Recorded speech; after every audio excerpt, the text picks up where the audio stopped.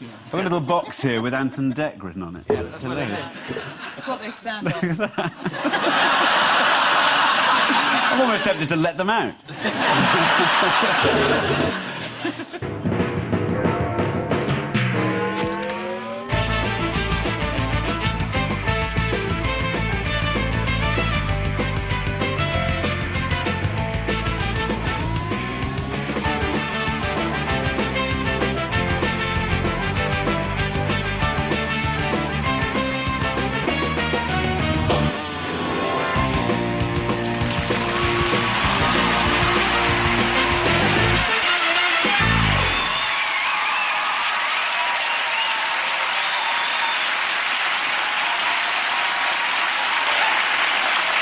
Good evening and welcome to Have I Got News For You? I'm Alexander Armstrong. In the news this week, in Camden, after Amy Winehouse slips down a drain, a quick-thinking paramedic keeps her going until the ambulance arrives.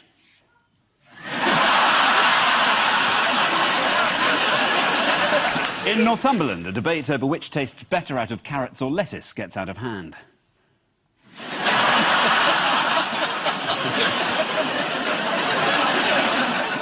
And at Cape Canaveral, there's a surprise for NASA scientists when the Phoenix lander beams back its first footage from the surface of Mars.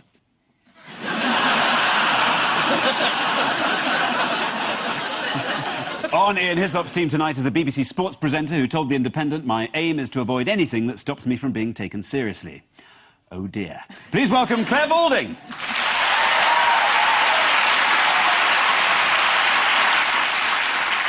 And with Paul Merton tonight is a stand-up comedian whose appearance at the Royal Variety Show was such a success that he was recently asked to host the International Kitchen and Bathroom Industry Awards. Please welcome Michael McIntyre.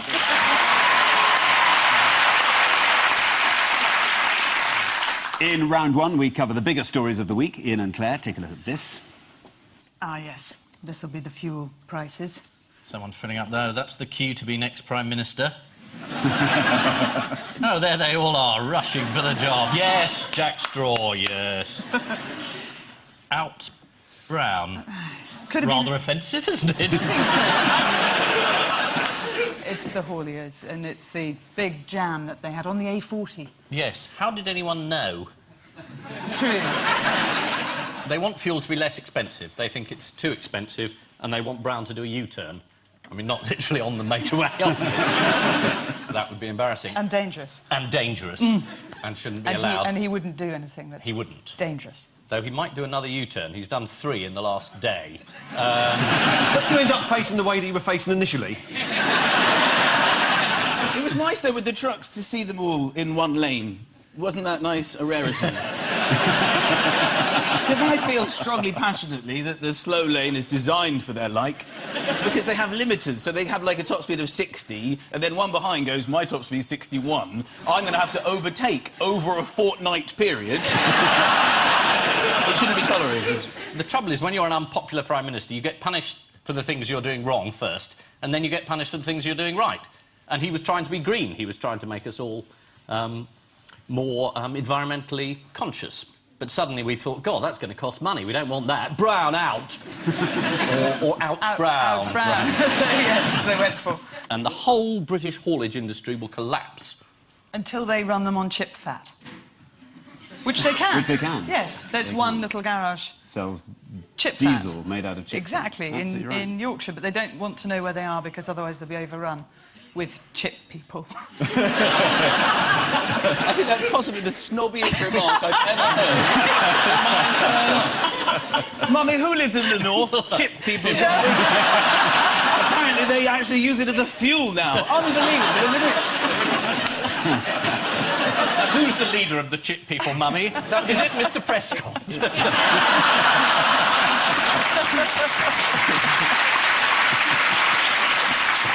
I have to say, just while we're on the subject of Out Brown, just last week I met Gordon Brown, not on purpose. I was doing a television awards ceremony where he was due to present an award. I was coming off set, and at this very moment, Gordon Brown, our Prime Minister, was walking towards me, to which I said, Prime Minister, meaning hello, and he took it to meaning welcome, and thought that I was the man meeting him at the television studio.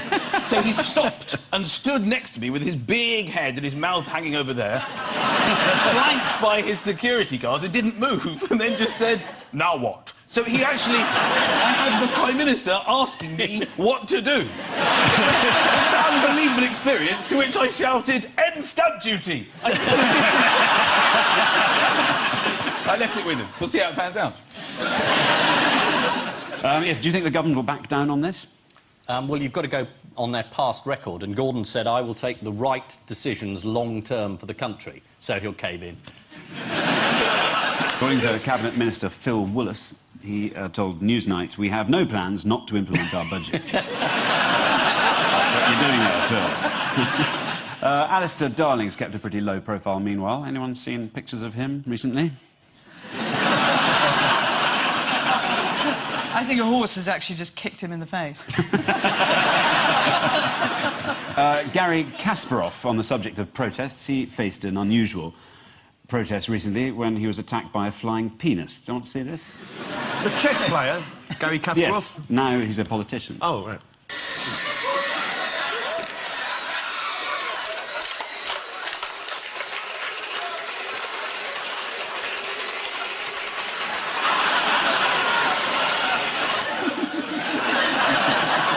Is that running on diesel or petrol? Been flown by one of the borrowers. Is that it? There was no story. Is that related to... It's a protest.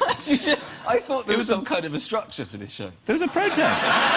We're talking about the fuel tax, and you've just got... And meanwhile, Garry Kasparov's been attacked by a flying penis. I said on the subject of protests. Yeah. OK, that's very good. Very good. But it's not all gloom and doom in the news this week. Who managed to buck the housing market by selling their former residence? Prince Andrew. That's right, yes. It was for a person from Kazakhstan that he had met, and the house, I think, was valued at £13 million, and he managed to sell it for £15 million. How long because obviously there's a huge growth in property prices right now. Is Clare trying to suggest there was something fishy about this deal? Well, there was a big could be. whack of money on top of the house price given to Prince Andrew? I didn't suggest hope not. That. No, I didn't suggest that. The newspapers did suggest that. It's not sports, you know. It's not all corrupt. Are there any clean sports? Swimming, very clean. Golfers aren't tested at the moment. They're going to test people's hair. For drugs? For drugs, because your hair grows so quickly I thought you meant that the you hair can't in get dog out your racing. system. Because if you test blood or urine or So whatever... if bald-headed golfers start They winning a lot of test- tournaments... It will know why. No, but they'll find hair somewhere else on your body, which might be a little more painful to extract. playing into the rough. What role does Prince Andrew play? He represents us on trade. That's right. He plays golf for Britain. This is He true. does. He's also Britain's special representative for international trade in Kazakhstan. So it's probably not linked. It's been another week where worried civil servants have had to cut out all the bad news from the newspapers before they're sent through to Gordon Brown, leaving him with just the crossword and Fred Bassett. Cabinet Minister John Hutton had some sympathy for motorists, saying drivers should not be hammered. Hardly likely, no one can afford booze and petrol. Paul and Michael, what is going on here? The yellow suit gives him away. This is a man who wanted to go into outer space on a balloon, a helium-filled balloon, and he was going to parachute out of this capsule when it got to a certain height, and he'd be the highest parachute jump ever in the history of the world. That's right.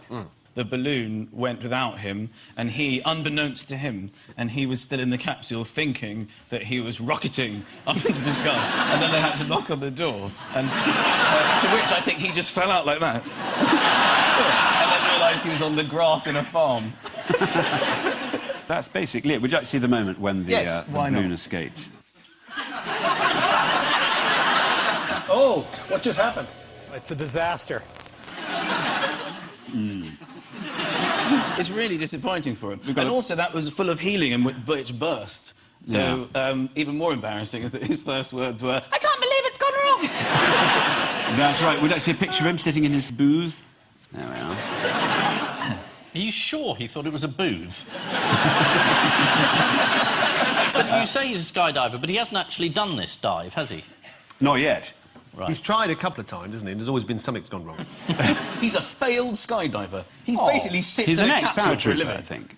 He's He's what? an ex-paratrooper. Oh, right, okay. I think. I'm pretty sure. So if you want to tell him he's a failure, do go ahead. His name was Michel Fournier, incidentally. What's his name now? It is still. He's still Michel Fournier. Apparently he was going to go 4 times the height of a commercial airliner. It's probably now wrapped around a commercial airline. Where is it? The jellyfish. That would freak you out if that went past when you're on a short haul flight. Yeah, you'd have thought... Did you perhaps flush I that condom? Who else had to cancel a skydive this week? Oh, I did, yeah. Did you? No. I can just imagine you skydiving, because I think, actually, you're quite a, go-getting kind of... No, you're right. You're absolutely right. So. I look beneath the surface, you see. I don't need to go up there to have my blood boiling. No, that was Archbishop of York, John Sentamu, who cancelled it due to bad weather. What other ambitious space flight took place this week? Mars! Yes. The Phoenix mission to I Mars. just wanted to say that. Mars! And what's so special about this particular mission? It's going to Mars! And the surface of Mars, I think, looks quite like Amy Winehouse's face. Now, you found the line there. I didn't think that was that harsh. I thought that was sort of true. They landed on Mars with this little thing, and it's called Phoenix. They sent him what they said was amazing photos, which basically amounted to red dust. Do you think they're setting their sights a little low? Shouldn't you have to apply to use the word red, amazing? though. You want to see a red. Martian swimming? This is what you want. Smoking a cigar, saying, "What took you so long?" This is what... This is amazing. You want to see a petrol station where diesel is 40 pence. This is amazing. There's Ms. Winehouse. Thank you, right? What did the chief scientist Peter Smith have to say? We could not be more pleased. This is a scientist's dream. But surely this is a scientist's dream. That's a male scientist's dream. That's right. A round of applause. Strictly speaking, that number's called an applaud.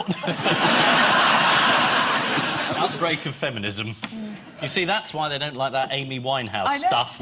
They want you women to bolster together. each other but up. I can't bond together with Amy Winehouse. I can't be proud of her as a representation of the female race. I'm sorry. Great singer, though. There we go. Thank you. I've got 'em back. Who else is soon to be paying a little visit to space? Little visit. Little visit. Little visit. According to The Sun, a team of plumbers is being rushed to the International Space Station Oh, to yes, mend I a know. broken loo. Yes, I've heard this. Yeah. You can't say I know when he's just given you the answer. I should have shut up. Can you do that? You're on my team. Sorry, good for you. Ian knows. He knows the answer. The toilet on the space station is bust. They've sent up a team of Polish astronauts. Shuttle payload manager Scott Higginbottom had this to say about it. Having a working toilet is a priority for us. No shit. This is the attempt by ex-paratrooper Michel Fournier to break the world freefall record. It ended in disaster when his balloon blew away without him in it. The balloon finally came down in the middle of nowhere. Well, Canada. Monsieur Fournier had been expected to break several world records: highest balloon flight, fastest freefall, and longest freefall, not to mention biggest crater and smallest coffin. The Independent described Monsieur Fournier's unusual training regime. He ran 15 kilometres every day and spent hours focusing on a single point far in the distance. Ironically, the perfect preparation for getting his balloon back.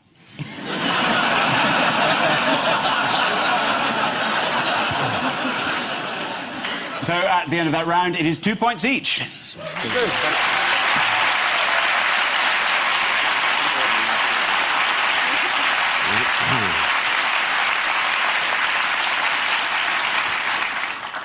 And so to round 2, the picture spin quiz. Fingers on buzzers, teams.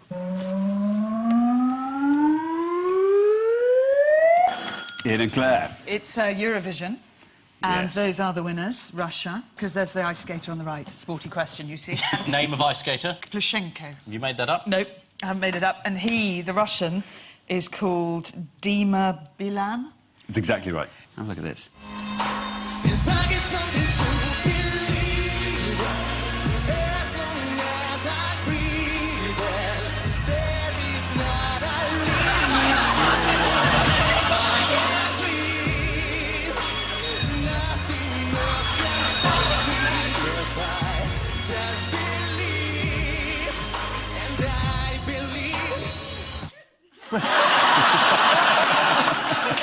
You see, next year, if we had Torval and Dean, you know... We could do that. We could get a few more Oh, points. they're not nearly camp enough. Come on. Actually, it makes you think Russia's less of a threat, doesn't it? Yeah. Stalin would be spinning in his grave, singing in English Exactly, with a we should have got flamboyant points. skater. Yes, we were awful, Russia were wonderful, and Terry Wogan may never do it again, which I think is a disaster. And they're accusing it of being sort of like fixed because all the nations around Russia voted for Russia, and that prevented Andy Abrahams from winning, as if they were going to meet up in a dark street and go, we have to do something about the threat of former bin men and the immigrants. I have my secret spies heard him humming on bin truck, very, very catchy.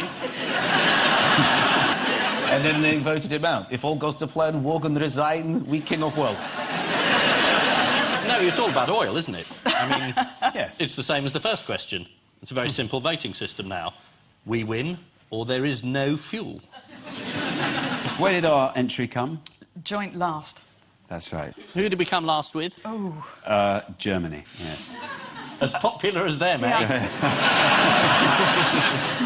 I thought Iceland were very good. I rang up halfway through, rang the bookie, because obviously can't watch anything without having a bet. Not that So who's going to win this? my money's on us. I'll just rephrase that slightly. It's quite fun to have a bet. Not for huge amounts of money, and I don't have a gambling problem, but... I rang up halfway through because I thought Iceland's song was very good, and they were 33-1. And so I just had a couple of quid each way on it. So I Iceland. didn't know what you meant when you said rung up. I thought that you were voting at this. No, and I and now we have the votes from Clare Balding.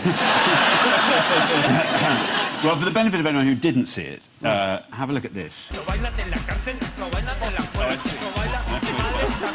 Oh, dear.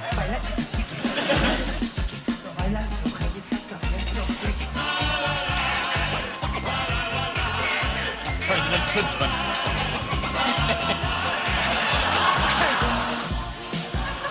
Is this all the same tune? Helium,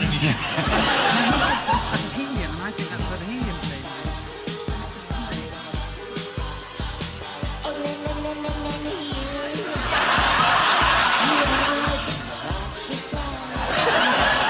They all beat us. All of them. I love Croatia putting on a very old bloke with a very old-fashioned telephone. Hey, modern country now. I think it was a gramophone. Was it really?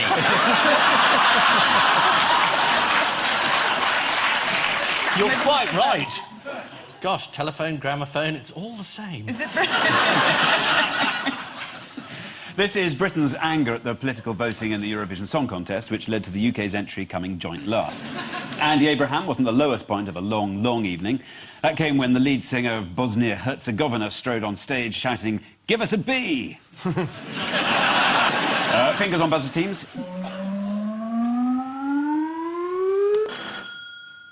It's Sir Walter Raleigh and Amy... That's Shakespeare. That is Shakespeare, good point. Are you sure that's Shakespeare? I'm afraid it isn't Sir Walter Raleigh. Because you know the Sir Walter Raleigh, Amy Winehouse thing? It's a Shakespeare question. Yes. It's Shakespeare, of course it Is is. the clue in the fact that you're showing a portrait of Shakespeare? Yeah. Well, then, this is the news that William Shakespeare's grave in Stratford-on-Avon is to be renovated, even though it is said to be cursed. The curse reads, "Blessed be the man that spares these stones, and cursed be he who moves my bones." Not his best, maybe, but... what other historical figure you were talking about earlier? Sir Walter Raleigh. That's right. And Amy Winehouse have been compared, or their She lyrics is the have. Martian It's Cambridge Babe. University, I believe. Yes, students sitting their final year exams at Cambridge were asked to compare the lyrical poetry of Sir Walter Raleigh with a particular song by Amy Who calls him Raleigh? Yes, how you say Is he it? the friend of William Shakespeare? That's how you say it. Amy Warehouse. Students sitting their final year exams at Cambridge were asked to compare the lyrical poetry of Sir Walter Raleigh with a particular song by Amy Winehouse. People may question Amy Winehouse as a great literary figure, as a lot of poets aren't appreciated until after they die. So, not long now.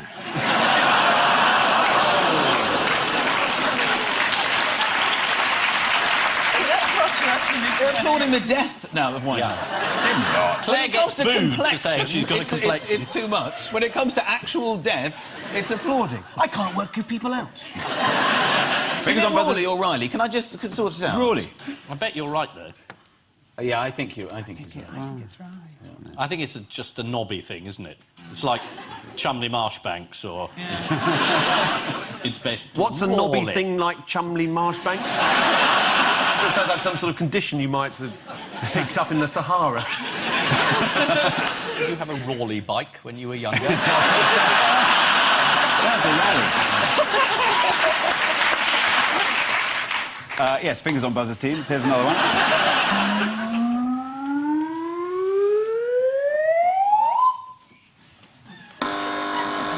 Paul and Michael. Nobody knows what that is.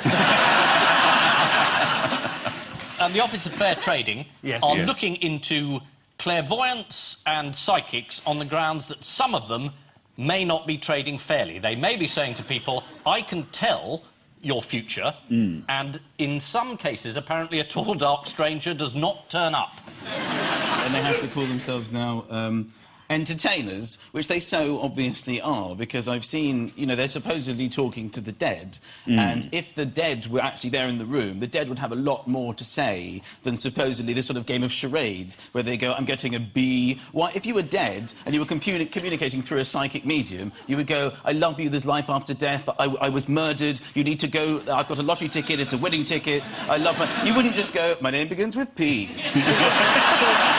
it's quite obviously completely farcical. Why would you do that? See if they get me. They didn't get me. I hope they come back. They wouldn't do that. How did the clairvoyant Lynn Guest de Swart react? She said, I had no idea that was coming. Why is this bad for poorly reviewed plays and films? You can't just take reviews out of context. No longer. So if it said it was amazingly bad, and they just say it was amazingly... ... It was amazing. That's what we used to do at the Edinburgh Festival. Just cut it right off. The Scotsman. Fantastically terrible. Sinatra, staged at the London Palladium, was advertised using a review from The Observer saying, energy, razzmatazz and technical wizardry. Oh, not enough. Almost. For all the energy, razzmatazz and technical wizardry, they actually wrote, the audience had been shortchanged. It's the longest 3 hours I'd spent in the theatre. You ever misrepresented views on your flyers? Oh, Michael? of course I have. I once put 5 stars when actually that was the total of all the reviews I had that year. It's the new consumer laws, which mean, among other things, that mystics can no longer claim to be mystical, as their claims have not been scientifically proven. It's bad news for mediums, who will no longer be able to claim that they can channel the voices of the dead. The Vices? Yes, I got away with that. That would be interesting. Hello, we've got the Marquis de Sade on the line. It's bad news for mediums, who will no longer be able to claim that they can channel the voices of the dead. This legislation just sends out the wrong message, said an angry Pitt the Younger. The rules even extend to the selling of mystic paraphernalia. In fact, the only person who'll be able to use the phrase lucky heather is Paul McCartney's lawyer.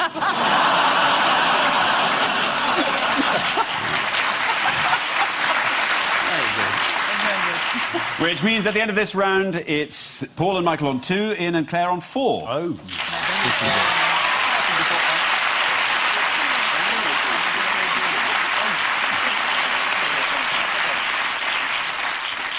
Time now for the odd one out round. Ian and Clare, your 4 are John Noakes, Richard Nixon, Bruce Forsyth, and Beth and Brian Willis. It's something to do with animals, dogs specifically, because I dog hair, think isn't it? that couple, they made that jumper out of their dead dog's hair. Yeah. And if And you they look at found Bruce's hair, it's the same. and Nixon had a dog. So our really good answer is they all had dogs. So they're the odd one out. They're the only people wearing dead dog hair jumpers. I think that's near enough. The others have all... shed tears in public over their pet dogs. Let's just think about Beth and Brian Willis for a second and their jumpers, or Penny and Cara, as they used to be called. This is Beth Willis, modelling a jumper she knitted herself. And this is Beth's husband, Brian. This jumper was also knitted by his wife. The wool for these jumpers came from their pets, Penny and Cara. The dogs are no longer alive. What has Princess Diana got to do with all this? They've not made a coat out of her, surely. She inspired them to make the jumpers after they saw her wearing a dog fur stole at Crufts. What dog qualities has Brian inherited with the jumper? He barks. Well, according to Beth, Brian can go out in his jumper in the winter without a coat, even in the snow. When he comes back in, he just gives himself a shake and all the water flies off. Did everyone read the story this week about John Noakes? He was on The Weakest Link, I think. That's he was on that show, and he's always been quite emotional about his dogs, and he's very attached to them. And I think he was asked about the dog Shep, that was it, and he got a bit emotional, I think. That's right, yes. In her usual tactful manner, Anne Robinson asked him, "Where's Shep? What happened to Shep? Did he die or just run away?" At which point John broke down saying, "You've made me cry. Not many people make me cry." Oh, my God.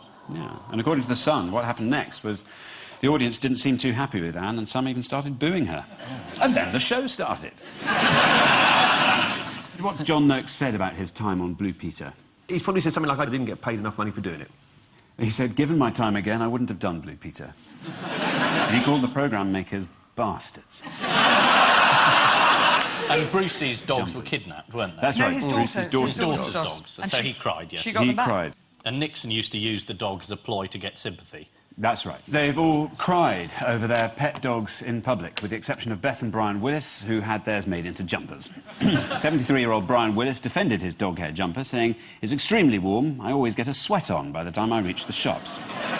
Although, ironically, when he gets to the shops, he has to sit outside. An emotional Bruce Forsyth appealed for the safe return of his daughter's Yorkshire Terriers on GMTV. After the two dogs, Widget and Gizmo, were eventually returned by police, a grateful Forsyth hugged them to his chest before carefully sellotaping Widget back onto his head.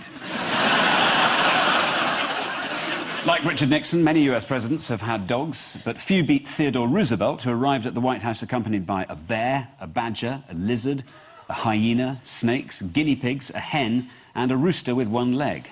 Still considered by some to be the finest inauguration banquet ever.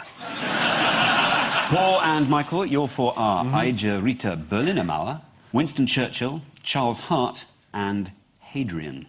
Well, one of those unusual things that Churchill did, he was an expert bricklayer, amongst other things, and he built his own brick walls. Hadrian, obviously, Hadrian's Wall. Now, the Red Arrow, who's that? Who was he said? That was a man called Charles Hart. Charles Hart. That's probably something to do with a house he shouldn't have built or a wall he shouldn't have extended or something.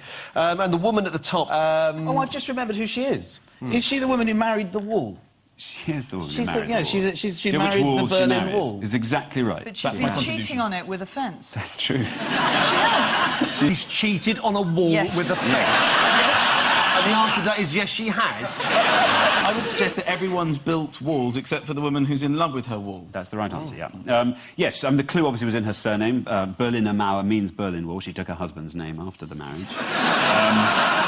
Well, according to The Sun, she first saw him on TV aged 7.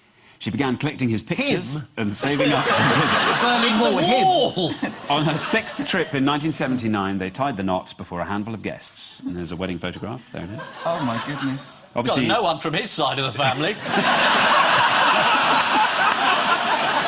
They're on the other side. They were East German. Obviously, Ija has a website where she tries to explain the normality of the relationship. I used to work in a pharmacy. My husband's job was to divide East and West Berlin. The latest twist in the story, Clare, you were absolutely right, according to the Daily Star. I married a wall, but now I'm cheating on it with a fence. And here she is with her new love, called Moritz, apparently. attraction Imagine called? if you'd met this girl and she was like your holiday romance 20 years ago. And since she's married a wall and a fence. Where does that put you? If you're watching this on TV and go, bloody hell, I went out with her in Mallorca 20 years ago. She was really into me. She said I was really handsome. In fact, she said I was a brick. I didn't know what she meant at the time. What's the medical term that defines her? Being bonkers. Is it A little bit funny. It's called object sexuality. According to The Independent, a 32-year-old American woman, Amy Wolfe, has been in relationships with a church organ, a banister, and a fairground ride. Slag. And,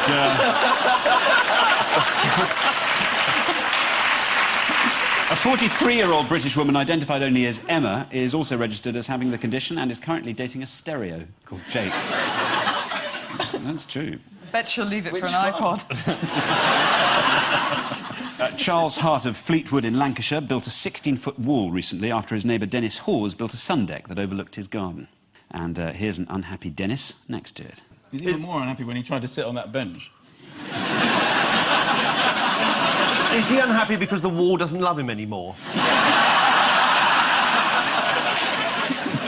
I see the wall is of mixed brick. Origin, that might be tricky in a small village.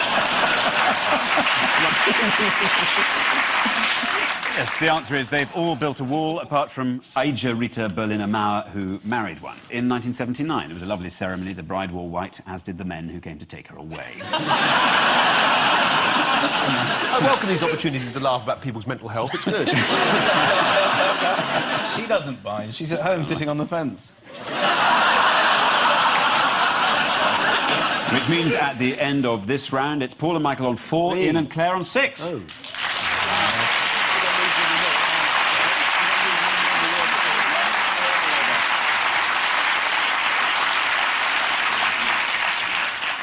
Time now for the Missing Words round, which this week features as its guest publication Shellfish News. Oh. Remember, if it doesn't open up really easily, just throw it away. We start with Noel Edmonds' audience told to leave studio after what? After show is finished recording. Opening credits. Roof collapses. The presenter described the event as the most extraordinary thing that I've seen in 40 years of broadcasting, other than viewers tuning in to watch someone randomly opening boxes for an hour. Next, Dalai Lama offers Gordon Brown a spot of what? Acne. That's nothing to do with the Dalai Lama, that's just because of the word spot. Oh, I see. I'm not going on about someone's skin again. Yeah, no. Hot noodle. Marmite. No. Not Marmite. Spot of rain. No. Is it close to Marmite? Not really, no. Not really close to Marmite? No. Right, what's not close to Marmite? Stepladder. What? Nearly. Dalai Lama offers Gordon Brown a spot of spiritual relief. Tranquility, yes. Buddhists believe that you should aspire to achieve a state of nothingness. So, nearly there, Gordon. Next, please note that from April, the Marine Fisheries Agency will change its name to what? Codpiece. Is it Mrs. Betty Wilson? No. Is it off oyster? We'll change its name to the Marine and Fisheries Agency. Oh, brilliant. This is from Shellfish News, which also informs us that a New Zealand scientist has successfully produced a rare golden oyster. And the 5 lucky children who find one will each win a visit to his magical seafood factory. Next, women spend 10 years what? Is it spend 10 years going on about Johnny Depp? Is it spend 10... I like him in Pirates. I think it's very good in that. I really do. On diets. Recent research shows that on an average diet, a woman will lose 6.3 pounds, or as Clare would call it, half a jockey. OK. The Jacksons move to Devon and end up what? End up running a whelk stall. It's about seafood, isn't it?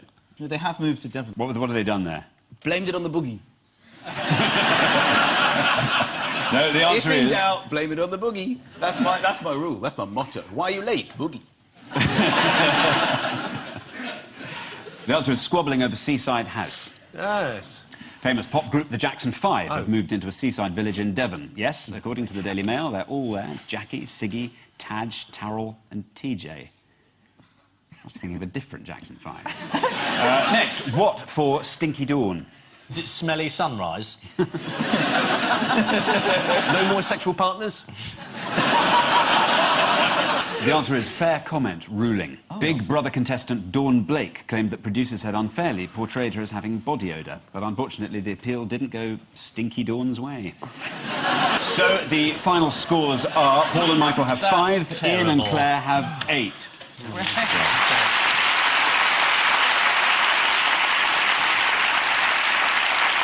Right, before we go, there's just time for the caption competition. That's the last time I magnetised my trousers in.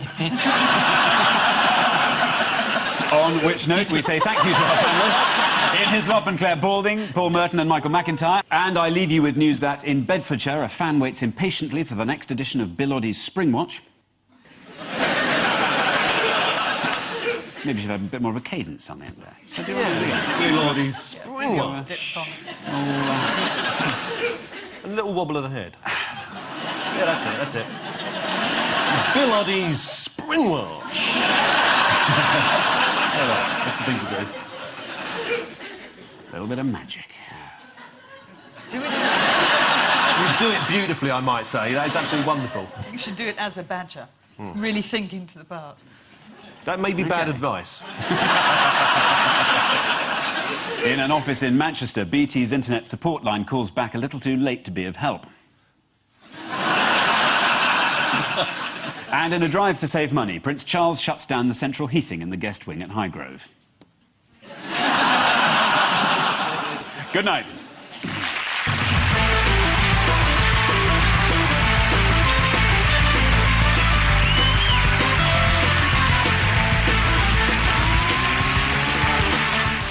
Catch up with this week's Apprentice, a flash car task that led one more candidate to crash out of the competition. That's at 11:10 after the funny side of the news. Next on BBC Two.